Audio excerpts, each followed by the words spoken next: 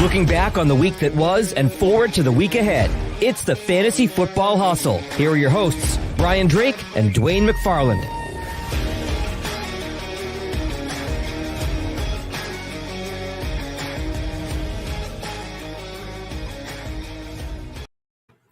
Hey, welcome in, everybody. Brian Drake from the Fantasy Football Hustle, doing one of these post-game instant analysis videos about the Philadelphia Eagles losing to the Washington football team.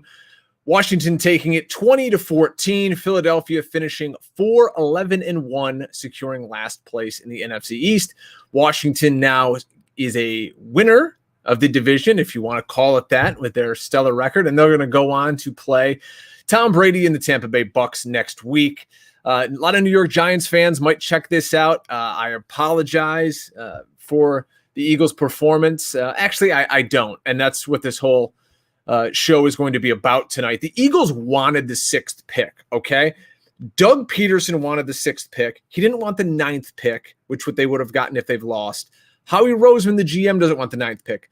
These guys are in the business of extending their careers, not giving the Giants a playoff spot or, holding a bad Washington team from moving on. Like, none of that matters. If the Eagles would have gotten their 5th win, nobody would have cared. It means nothing.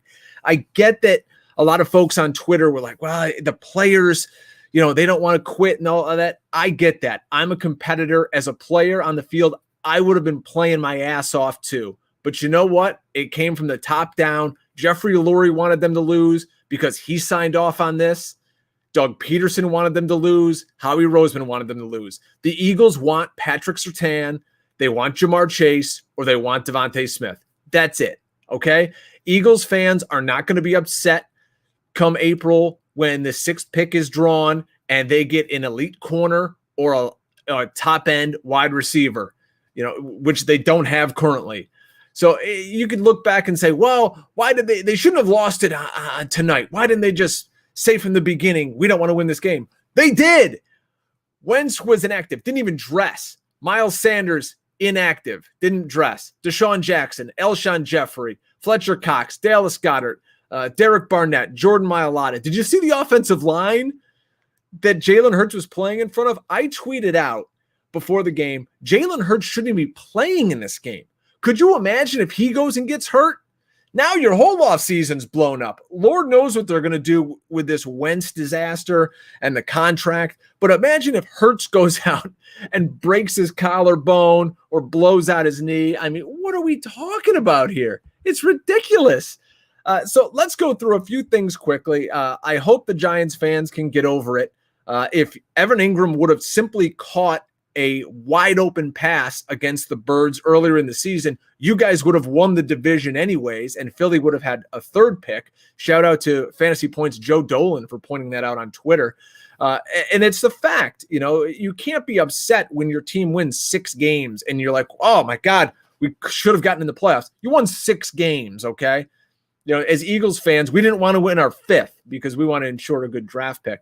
So a lot of people are pointing to the 4th down call where Doug Pederson could have kicked a field goal and tied the game.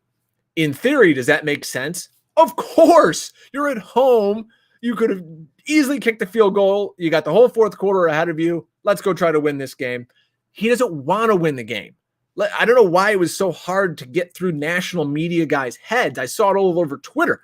What is Doug doing? Like, you're not trying to win the game. No crap, he's not trying to win the game. But here's what happened. Doug can now, in that 4th down call, say, well, listen, I'm aggressive. I'm going for it. I believe in my guys. And in the locker room, he can sell that, I guess. So he calls the plays. He calls a play that probably he knows Jalen Hurts isn't going to execute.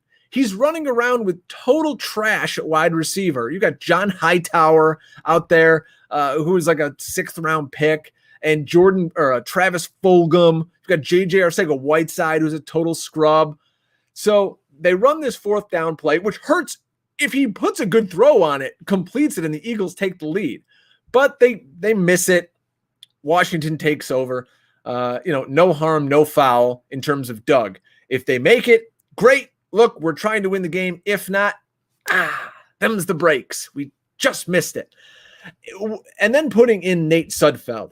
I can never, ever in a million years be convinced that Jeffrey Lurie didn't get on the phone and say, Nate Sudfeld's going in, and Nate, I got $25K in your pocket in cash in the locker room if you tank this thing. If this doesn't turn around, okay? So make sure that we get that 6th pick. Sudfeld looked ridiculous out there. He looked like a high school kid, okay? Like, I could have gone out there and done what Nate Sudfeld did, and I'm 40 years old. Like, that was awful. Thank God, finally, with under 40 seconds to go, Al and Chris on the broadcast started acknowledging the tank was on. Everybody else watching this game knows the Eagles are completely tanking, except the broadcasters who just for some reason couldn't admit it. Al, for the life of him, tries to just, skirt the line of being a degenerate gambler, but not telling everyone on national TV. Like, Al, we know, we get it. We know you had the Patriots minus 6.5 in 2017. But, like, finally, with 40 seconds to go, they're like, what are we doing? This is ridiculous. And I wish more media would just be forthright about that and say, listen, they're trying to tank.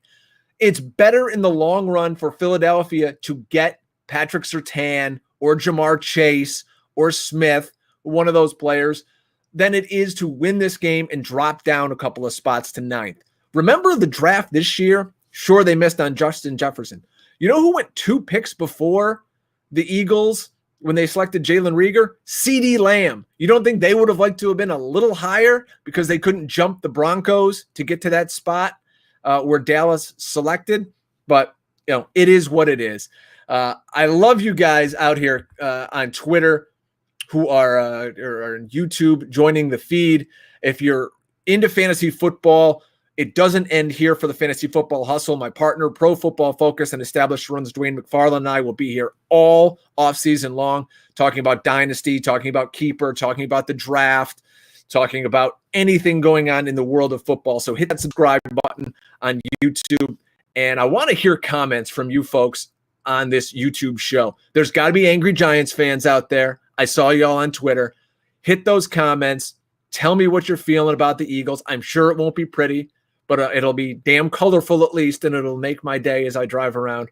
And I live in New York, so I see New Yorkers all day long, and it's going to be a fun week.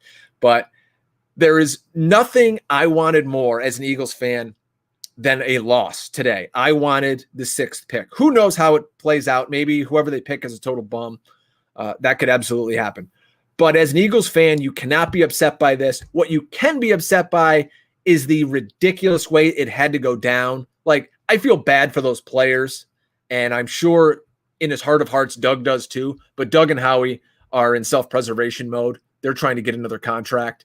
Again, this game meant nothing to those guys, but it means lots of fans. So for all you folks out there who are living and dying with the Birds, it's over. We're on to 2021. Stay with the Fantasy Football Hustle. We'll let you know everything that goes down in terms of a fantasy aspect of the team as we head to the draft, as we go into the offseason and Wentz gets traded and what we do with Jalen Hurts. It's going to be a lot of fun. So stick with us here. Follow us on Twitter at FF Hustle. I am at Drake Fantasy. And hit that subscribe button, folks. Get ready. Rock and roll. It's playoff time. Before you know it, it's the offseason. It's the draft, and we're right back at it for Fantasy Football 2021. So for Dwayne McFarland, the Cowboys fan who's already packed it in this year, I'm Brian Drake. We'll talk to you soon, folks, for the Fantasy Football Hustle.